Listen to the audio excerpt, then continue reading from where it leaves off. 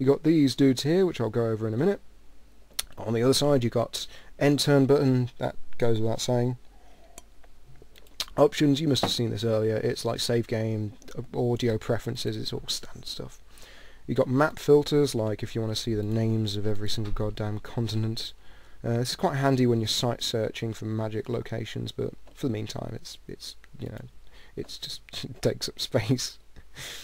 You got statistics, so you can see like the score graphs and the Hall of Fame, but you know, first turn you're not going to see much. We can see the other pretenders of the world for the moment, so we can see that there's the Vikings, there's the monkey people, and there's the the undead Romans. So that's slightly threatening. But we can also see you know, more info about them. You know, what are their specialities are like.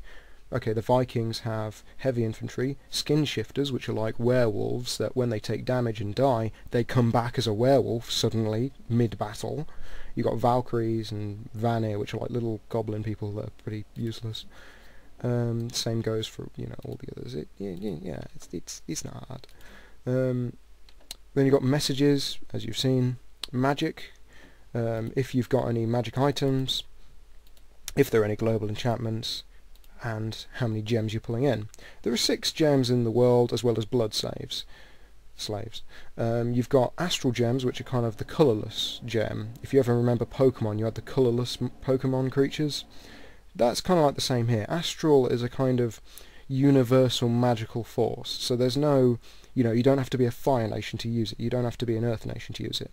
And if you wanted to turn one kind of gem into another kind of gem, you would first turn them into astral before then transferring them over. But that's that takes a lot of resources, and sometimes it's not worth it, but other times it is. So, you know, it's a risk.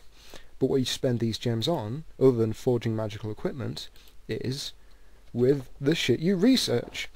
You know, you can research spells, and there are 7 schools of magic, including the blood magic school, which uses the blood slaves, because that's the more kind of demon, evil kind of school of magic, where you're using actual sacrifices either during battle or before battle in rituals to summon devils and demons and allies.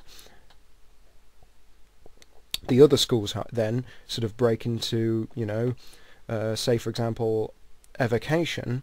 Those are attack-based spells, like fireflies or flying shards, but those go, you know, from level 0 down to level 8 or 9, whatever it is. You get the incredibly powerful ones like volcanic eruption, where you're basically wrecking the shit of a faraway land.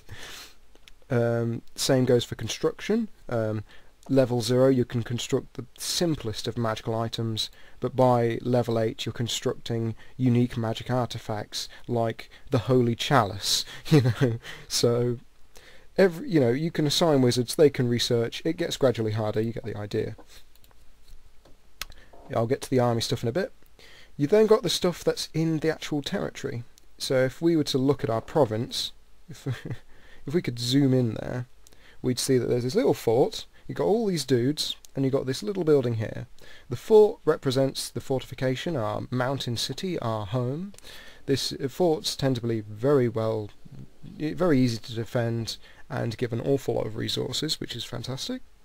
And the temple, well, they increase dominion spread for a start, and they can help protect your territories against the dominion spread of other areas. And at the same time they have the disadvantage of being when earthquakes strike the land, they are entirely localized on temples. They will always destroy their temples. There is no, oh, they might hit the fort. No, earthquakes, always temples, which is a bit of a shame. You have the laboratories, which allow, you know, research magic and all that lot. And you have the more unique things to your civilization. So as Callium, I have the Citadel of the Frozen Crystal, allowing me to recruit Temple Guard and getting diamonds, whilst I also have the Raven's Veil that allows me to recruit something called the Wingless. Now I'm going to go into army now, so I'll speak to you in a minute.